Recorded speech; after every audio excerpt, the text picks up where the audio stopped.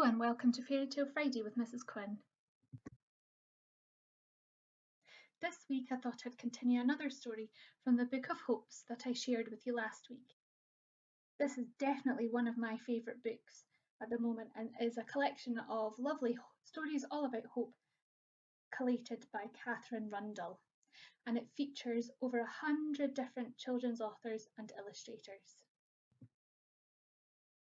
I have chosen a short story called The Monk and the Armadillo, written by Anjali Roth, who has won awards for her book The Boy at the Back of the Class. So let's fast forward to page 9 where we can begin.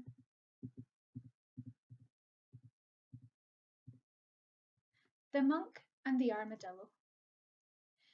Situated somewhere between the cold, snowy peaks of Nepal and the tall, swaying mango trees of India stands the highest mountain your imagination can possibly imagine. And right on the very top of this mountain tip lies a single straw hut, inside which lived a monk, a very holy man, who believed it was his calling to sit up on top of this mountain in complete isolation until he understood the depth and breadth of the universe and everything in between. Now, sitting in a straw hut all day and all night, with nothing but the sun and the moon and the wind to keep you company, can get awfully boring, especially if you've been doing it for 50 years, as this very wise monk had. And so, deep down in his heart, the monk began to grow restless and started to hope for a sign that would tell him his knowledge was complete, that he had learned everything he could possibly learn, and that he should return back down the mountain to the beautiful village he had once grown up in, the friends he had left behind, and the food he couldn't help dreaming about. Having survived on nothing but grains and seeds collected from between the rocks of the mountain for 50 years, the monk secretly hoped his sign would come soon. For oh, how he longed to taste a bowl of hot, delicious noodles floating with a million spring onion hoops, just like his mother used to make. And even though he could have left the mountain at any time, the monk knew in his heart that he had to wait for a sign if he was to leave in peace. A year went by, and another, and still the monk continued to secretly hope, until one day, all the way from the golden hot sands of Arabia, his sign began to make its way to him. For a mighty storm was hurtling across the desert plains, and like the insides of a giant washing machine had snatched a poor armadillo up in its arms. The armadillo, frightened and alone, curled itself into a tiny ball of iron armour, and squeezing its eyes tight, hoped with all its heart that it would land safe and sound and not too far from home. The storm was fierce and wild and hungry, and unknown to the armadillo, loved to travel.